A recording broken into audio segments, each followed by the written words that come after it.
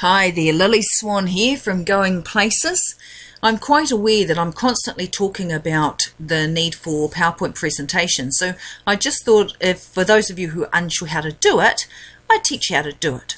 So we're going to look at creating PowerPoint presentations, step by step how you create one. Now the need for PowerPoint presentations. As a presenter, PowerPoint presentations are a fantastic way to engage your audience. They get you in front of people. They can be presented online or offline. And because of that, you can have a local audience, a national audience, or an international audience. Your PowerPoint can go anywhere that you can go. Online online presentations, they can be automated. Once you've finished once you've created it, you can actually program it to run by itself. You can have it run automatically. And because of this, you don't have to be present. They can be presented repeatedly with no extra creation on your behalf. It's not like you use it once and that's it, it's gone. You can present the same presentation here, there, all over the place. It's wonderful. And so audience size is absolutely unlimited. Now, PowerPoint presentations are a wonderful platform for teaching, for coaching, for mentoring. They are great for marketing, for advertising, for pitching. They're wonderful to give instruction or direction or explanations. They're a great place to present problems or issues or frustrations and concerns and then offer the solutions to those. They are a wonderful avenue to speak to a topic and provide opportunities for follow-on topics. PowerPoints, they give direction. They give the presenter direction. They have a starting point and an ending point, which is really great because it keeps you on track and there's no room for digression, which is quite different to when you have a live presentation. And that keeps you to a time schedule. Live presentations can go on and on and on if the person in hosting it is not sort of, if he allows it to go on, well, gosh. One of the things I love about PowerPoint presentations is that you actually can have as many practice runs as you want before you present it to the public. And you can change its appearance. You can change your voiceovers. You can just have as many practice runs as you want before you finally release it. I think that's great. And of course, it can run on autopilot. Once it's done, you can just set it to run itself. As a presenter, PowerPoints are wonderful to develop your speaking and delivery skills. They enable you to communicate strategically. You can have a very clear message and use a lot of power words strategically within that. And that's great because, you can give explanation to your audience and just provide real understanding and clarity, which, the highest achievers have very high clarity. And it offers you the opportunity to share visions and goals and aims and objectives. And when you're in a group of people and you're presenting this opportunity and everybody's sitting there and they're all focused on what it is you're talking about and what it is you're doing and where you're running with this, that they really do buy into your vision and they can really come to grips with the goals and where you want to take this, and that builds unity and it builds purpose and it really, really strengthens the community of people sitting there listening to the PowerPoint. Suddenly you're just not one individual standing out by yourself, but there's a whole group thing going on, which really the momentum that comes from that's really, really strong. Now, from an audience perspective, as a presenter, it gives you a purpose for speaking, but it gives them a reason for listening. And, they can sit there while you present your opportunity, present options for them, or you provide your opportunity to them, or you provide explanations of things. And they can really receive instruction and direction and really come to grips with what it is you're saying. And, for all they've been sitting there going, oh, I just wish.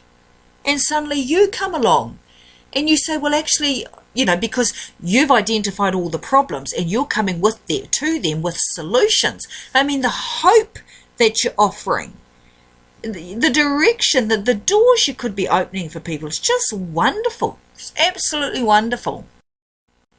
Haha, there you go. Generating hope, providing vision. You know, if you're at work, for example, PowerPoints are wonderful when you're in a working environment and you want to bring the staff together. Say you've got a bit of disunity, a bit of gossiping, a bit of grumbling going on. Well, having a PowerPoint to refocus everyone really can strengthen the businesses, the ideals of the business and the value system that business promotes.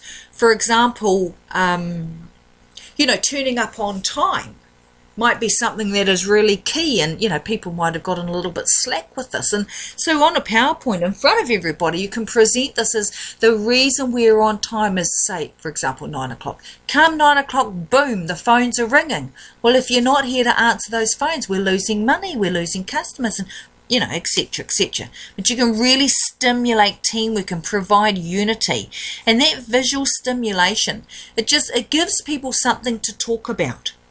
Give something of like mind that staff members or members within your group or members within your team can then take away. And you know, the meeting after the meeting, when everyone's having a cup of tea and a cup of coffee and they're discussing what has happened during that PowerPoint, has happened during that meeting, that's when you get your buy-in.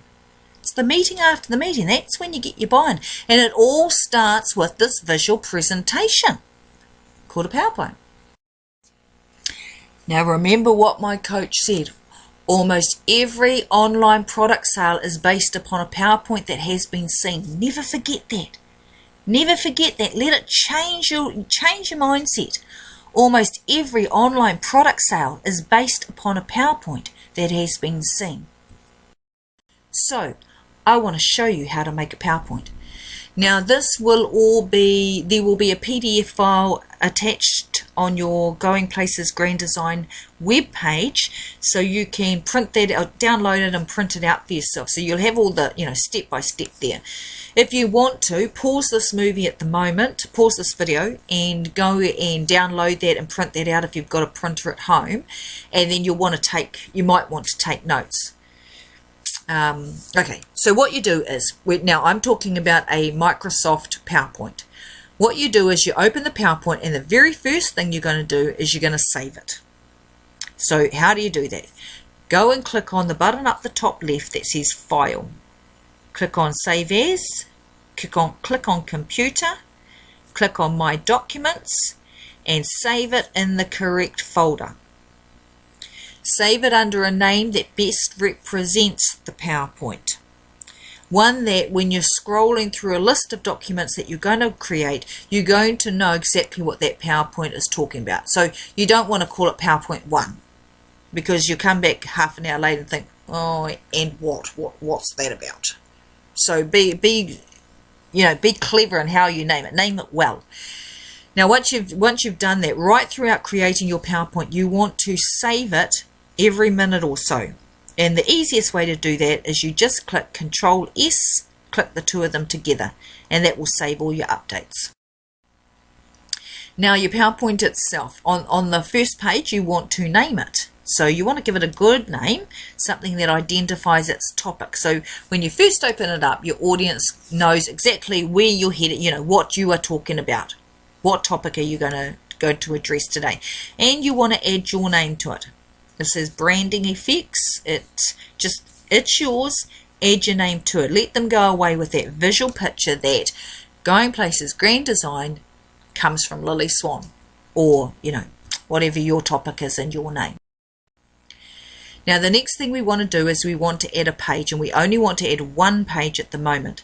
Now how you add a page is simultaneously click the Control button and the letter M for Mary.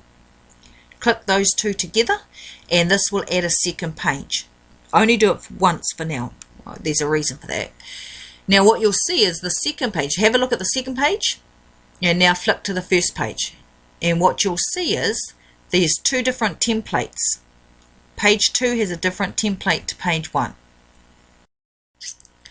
On your second page, we're going to set up the layout next. What you do is on your second page, you'll see a whole lot of template boxes. And what you want to do is right click outside of those template boxes, not inside them, outside. Now hover your mouse over the word layout and choose a layout from one of the options that appear.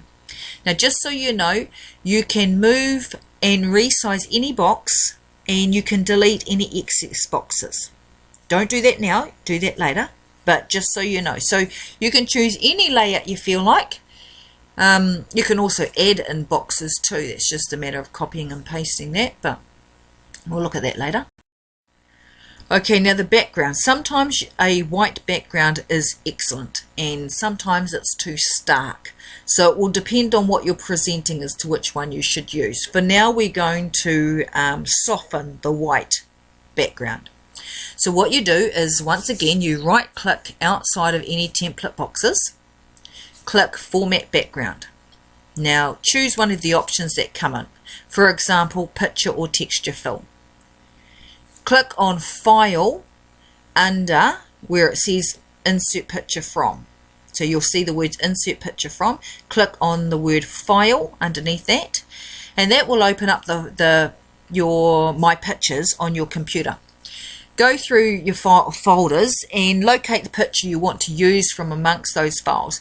You can either choose the file name and click Open, or you can just double click on the image that comes up. Next step is you can change the positioning of the picture with, can you see the words there, offset left, right, top, bottom. Those boxes there. Now play with it. See what you like. To begin with, when you're first new to making PowerPoints, like anything, play with it. Just have a play around. You can, in the layout section, there is a reset background button. You can always click that if you don't like your alterations. Good to see that too. Okay, when you have the picture sitting the way you like it, click Apply to All. Now here's the thing, if you want a picture to be the background for just one page only, do all those steps we talk about, but don't click the Apply to All button. Just click the Apply button. In this way the picture will be applied only to the page that you've set it on. You might have a specific photo or something you want just on one page only, but you want the rest of the pages all to have a different picture background, so that's how you play with the two of those. If you do not want to use a photo as your background, there are other options you can choose from. Play around with what you see in those little buttons over there. And remember, you can always click the reset button, but have a play around. And like I said before, for some PowerPoints, the best background is a white one. And that will depend on what your message is, because sometimes the background can be distracting. See what looks best. See what suits your message. Oh, just one thing. Don't let any picture overtake your words. Okay? Good piece of advice there. Don't let any picture overtake your words. Don't let your page be so busy with awesome pictures that people don't actually read what you've got to say. Alrighty, now we're going to format the master page. And what you do is, the master page changes, when you change something on the master page, that affects all the new pages that are to come. Doesn't affect the pages prior to this, it affects the pages after this. That's why I said only add one new page at the moment. Any changes you make to the master page template will be made to all the pages that use that template that have not yet been created. And on the master page, you can remove, resize, reposition any of the template boxes. You can make any formatting changes you want, center it, bold it, italicize it, underline it, change the font size, change the font color, change the font, adjust the spacing after bullet points. Anything you want to do, you can do it on this page here. Just remember that whatever you set up on this page, the rest of the pages are going to be using the formatting that you set here. You can also add words, phrases, dates, URLs, websites, addresses, etc. You can also add them onto your master page, and if you do, Whatever you add here will be on all the other pages. Oh, pictures as well. You add a picture to the master page, every single page after that will have that picture as well. You want to familiarize yourself with the master page and see what changes you want. Again, play around with it. When you're first beginning, play around with it. So how do you do it? How do you get to your master page? What you do is up the top of your screen, click on View, click on Side Master. There you go, you're in it. Now have a play with it. Move and resize any boxes. Delete any excess boxes. Add any text or picture you want seen on every page throughout your presentation. That might be your name, your company's logo, your website URL, whatever it is you want. Highlight one of the boxes that will say click to edit master title style. Highlight that, and you can either do that by click 3 times in a box, or click in the box and simultaneously click the control button and the letter A. Both of those two, either clicking control A or clicking in the box 3 times, will highlight the entire text.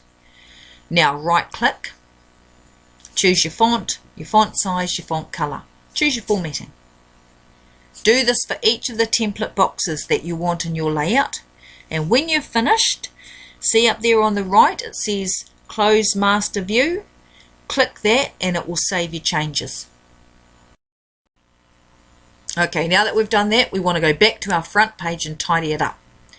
Having set up your document, you now want to go back to the first page and resize and or reposition the PowerPoint name box. Resize and or reposition your name. Format both of those names. Add a photo if you want to.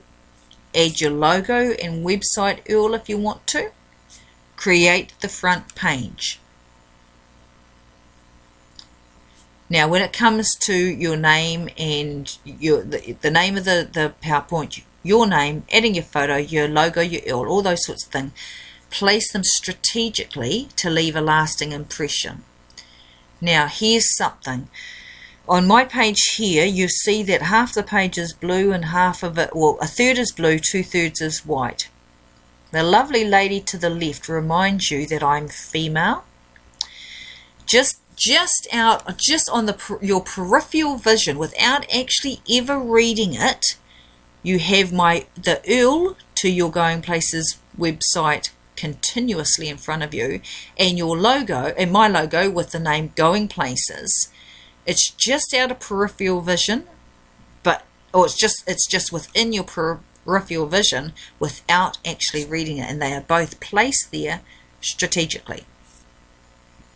You'll see it all the time. You won't even know you're looking at it.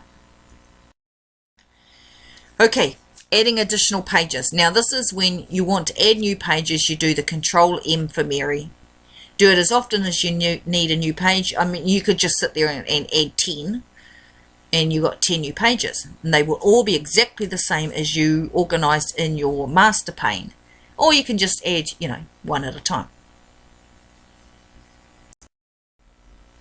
Content. Add in your content. Most PowerPoints tend to use bullet points. PowerPoint presentation content tends to be bullet pointed. Now what you do is you bullet point your main points, and while presenting you speak to those points. So sometimes you'll just read your bullet points aloud, and sometimes you will elaborate on them. Here's the thing, have a look at that page. See how it's not cluttered? Very well proofed page, this page.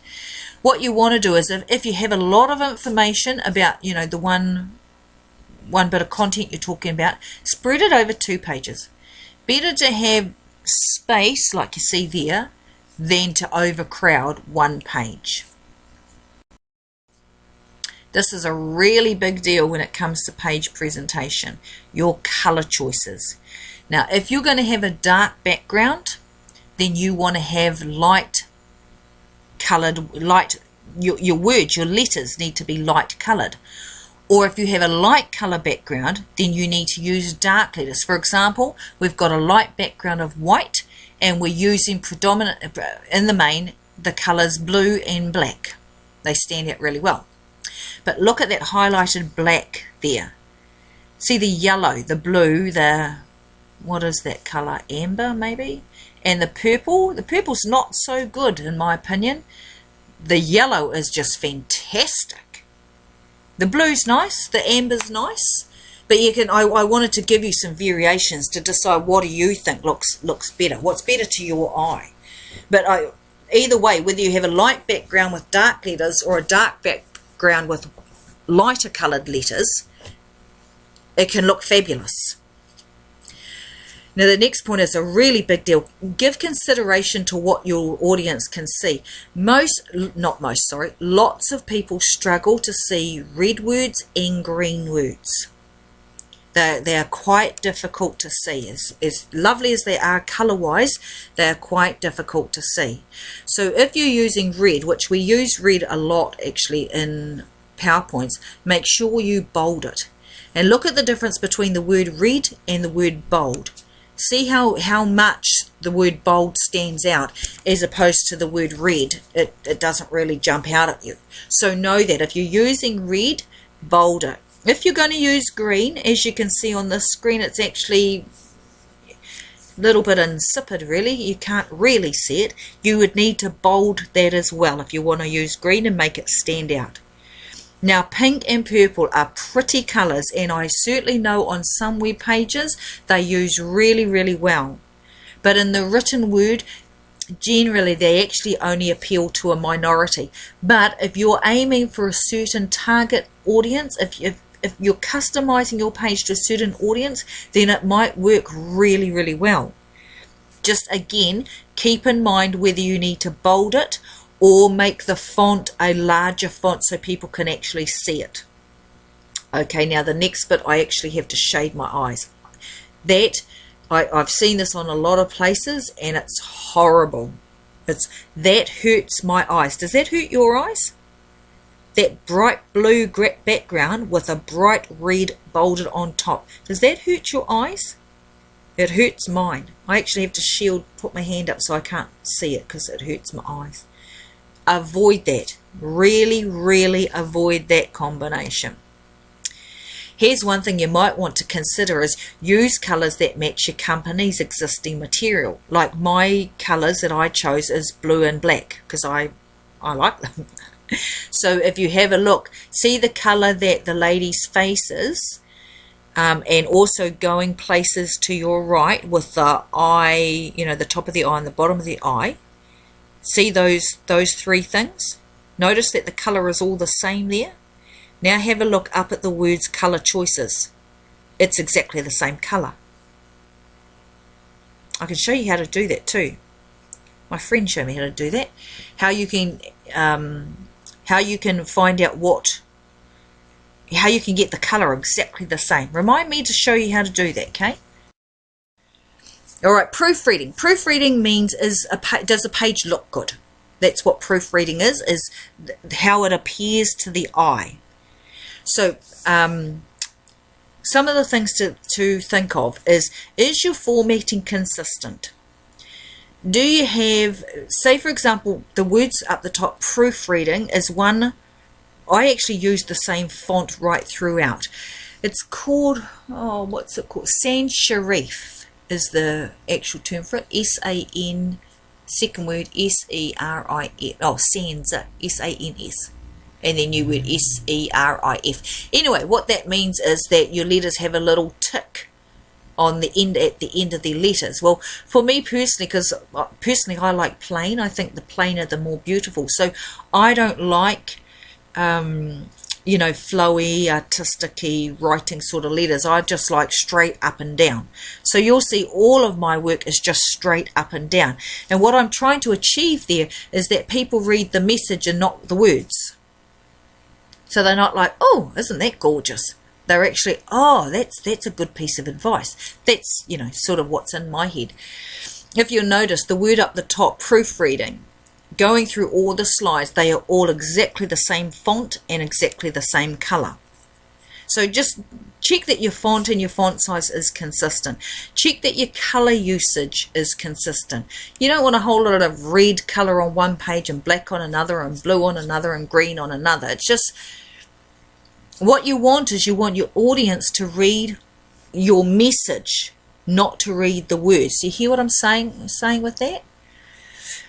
With this, bullet points is a really good one. Keep the same style of bullet point right throughout your piece. I'll show you that in just a sec. Here's one. If you're going to bold one heading, bold them all. Consistency. Consistency is the name of the game. Okay, does your page balance? Here's a good one. Spacing around the edges of word blocks. Spacing between lines. Spacing between words. Spacing following bullet points. Now, if you play around with the text box, you can see that the PowerPoint automatically indicates when a text box is centered and when spacing is even. Just have a look at that. Just like when you look at that page there, it is well spaced out.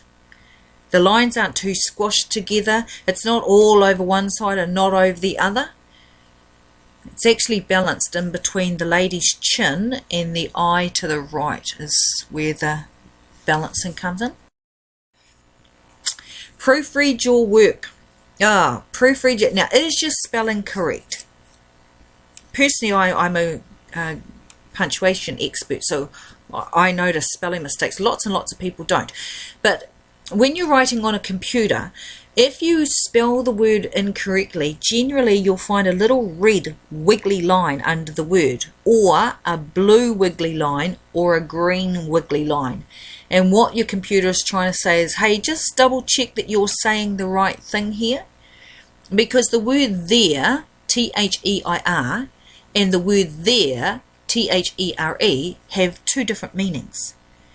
There, T-H-E-I-R, is ownership. So,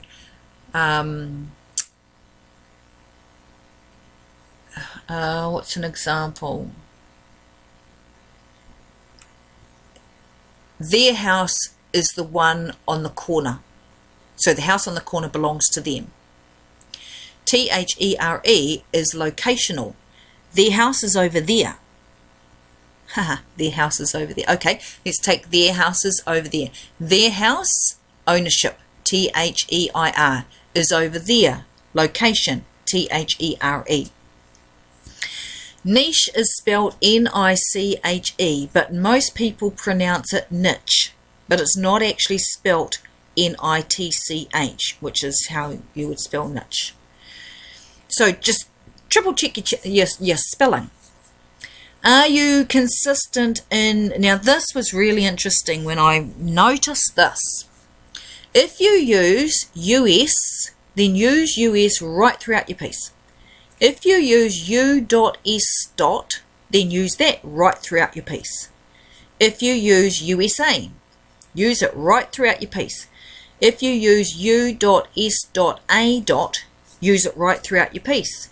If you use the word America, can just stick with the word America and don't use the other ones. If you use the word the States, then stick with the States. If you use the words United States, then right throughout your piece solely refer to United States. If you use United States of America, then stick with that phrase. You can use any of those phrases and almost everybody will know exactly where you're talking about. But what you don't want to do is sometimes use US, sometimes use U.S. because people will get confused. They will, well, which one means what? What are you talking about? So whatever you're using, just be consistent and stick with the one word or the one phrase or the one acronym. Good. The bullet points. This is what I wanted to show you. You have a number of different bullet points you can choose, and it doesn't matter which ones you do use. What matters is that you are consistent. Because far be it, you know, the first bullet point you choose is a dot, and then the second one you use is a pattern of diamonds, and then next one you're using a number, and then you're using an arrow, and then you're using a Roman number. Just that does not look okay. That that doesn't look okay. Remember, like when you look at that, tell me what you see. Do you see the bullet points, or do you see the message behind the words? You see the bullet points, eh? Because they're erratic. Now, if those bullet points were all circles, you would see the words and the message behind the words. But at the moment, because those bullet points are erratic, that's what your eye is drawn to. Good. To adjust the size in your bullet points. Now, that bullet point, the coloured in black one, is a size 100. But though that circle that are not coloured in, that's actually a size 55. Now to your eye, they look, well, the non-coloured in is just a little bit bigger than the coloured in one. But they roughly look the same size, but they're actually not. One is 100%, one is 55%. So what you do to adjust the size is, click on the drop-down arrow beside the bullets option, then click on bullets and numbering, and see down there to the left, you'll see the size box. That's where you change the size by adjusting the number percentage in that size box. So like I said, the dark black filled in dot is 100%, and the circle that's not filled in is 55%. Oh, look, this is great. 1, 2, 3, 4. These four sayings say exactly the same thing. PowerPoint presentations are a fantastic way to engage your audience. My question here to you is, which of those four do you like best? Because the way that each of them is laid out, the focus on the sentence is actually different as to how it is worded. So, PowerPoints are a fantastic way to engage your audience. PowerPoints are a fantastic way to engage your audience. PowerPoints are a fantastic way to engage your audience. PowerPoint's presentations are a fantastic way to engage your audience. 4 different ways of saying exactly the same thing. One of them your message is just ever so slightly different. Or secondly, the layout is ever so slightly different. It will depend on what you want to focus on. I'll leave that to you. There's no right or wrong answer here. It's just about what looks better to you. Okay, this is really great. When you're looking to evaluate your own presentation, you want to go and look at it through your audience's eyes. See what your audience sees. At the bottom of your PowerPoint page, there are icons that allow you to view your PowerPoint in different ways. Try them out. When you're creating your PowerPoint, you'll use the normal viewing mode. When you want to see what your audience will see, use the slideshow viewing mode. When you finally go to make your final decision on formatting and presentation, use that slideshow viewing mode. You can just, here you go. To exit the slideshow mode, click the ESC button at the top left of your keyboard. So what you can do is when you're making your slide and you want to think, oh, okay, now how's that going to look to my audience? Go down and click on the slideshow viewing mode. It will then open up big, like fully fill your screen, and see, do you like it? Is there any spelling mistakes? Does it look good to me? Is it balanced? Have I proofread it okay? How's it looking? And when you decide whether you want to change something or whether it's acceptable to you, you just click that ESC button at the top left of your keyboard. Reading aloud. Practice before you perform. Can't say that enough. Practice, practice, practice before you perform. You only get one shot at doing this, at being seen the first time. So do your best to be fully comfortable with your material. Your audience will know if you are comfortable with your material, and how you get comfortable is you just go through it over and over again. It's your message, so you know you should be really happy to review it. Some ways you can do this is, firstly, read your PowerPoint aloud before you present it. Read it aloud to yourself. Be very familiar with the flow of words. Rehearse when to breathe.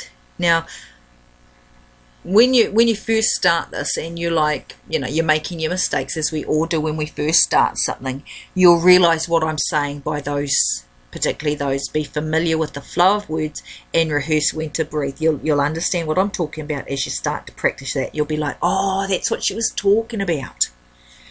And rehearse not speaking too fast. And I'm actually quite conscious of how long my PowerPoints, how long our module, our development stages go for. I do not want them going for a long time because I know what it is to sit there for ages, but I also don't want to talk too fast.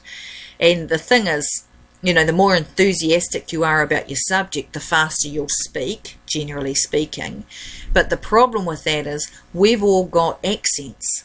So where my accent is quite normal in my country and nobody even hears it, chances are my language, my enunciation is, a bit different to yours. So sometimes just by enunciation's sake, it just might be a bit difficult. So, you might speed over words and not quite catch a word. So do rehearse not speaking too fast.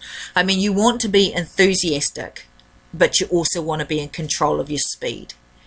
And remember, this is the first time your audience has heard this information. It's not familiar to them like it is to you. So have you ever had somebody ring and you've had to say to them, oh, could I just take your phone number, please? And they spit it out so fast that you have to say, can you say that again?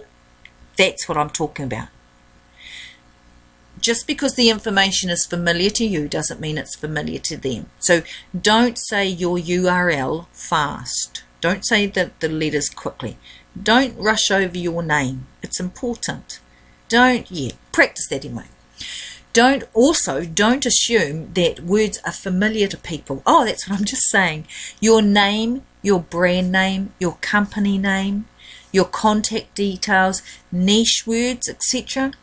Don't rush those words. Just because they're familiar to you doesn't mean they're familiar to everyone else. Let everybody else get used to them.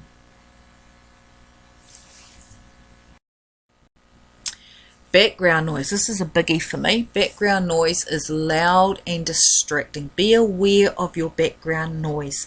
It is louder to your audience than it is to you. I mentioned this in another video. The ocean is incredibly loud when you're not at it. I've watched a number of videos taken down at the beach, and it's a struggle to hear what the person is saying because all I can hear is the waves. The waves are just so loud. The same thing is with traffic. I watched a few videos being taken outside, and the tooting of horns or mufflers, rowdy mufflers or sirens, even a car driving past it is actually really loud, and so loud you couldn't hear the speaker. And one of the speakers I'm talking about, he's a multi-millionaire, this guy. He was showing off his car, gorgeous car, but you actually couldn't hear what he had to say. I was quite surprised. Machinery is also distracting. Machinery outside. So if you get offering a video outside, I tell you what else is children playing.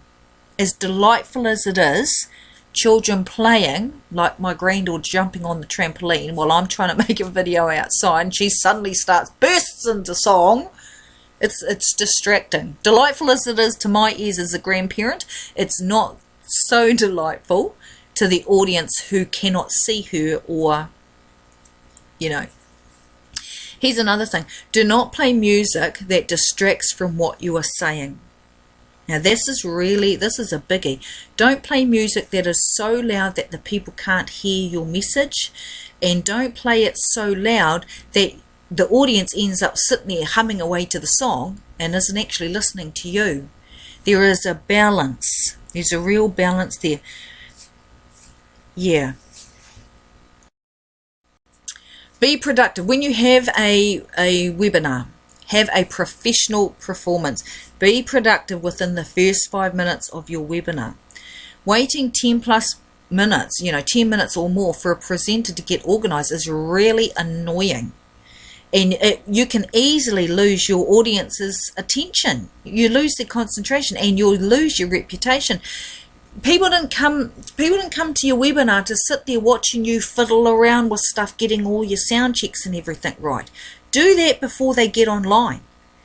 Like, I've been to so many webinars and they say the webinar starts at 1 o'clock and they turn up at 1 o'clock.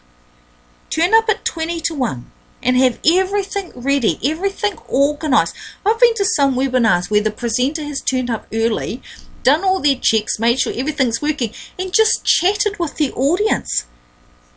Tell you, hardly any of the audience left. The audience retention was enormous on those ones. When you are having guest speakers, avoid jokes between yourself and guest speakers. Your audience is not in on the joke. They don't know what you're laughing at, and they see it as a waste of their time. Any jokes between you and your guest speakers, leave it for later.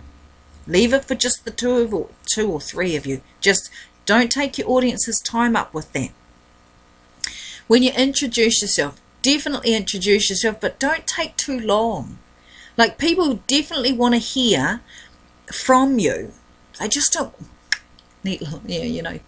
I'll say it. They just don't want to hear all about you. They want to hear from you. They just don't want to hear all about you. I attended this one webinar and they took half an hour just introducing the people. Well, that's too long. That is too long.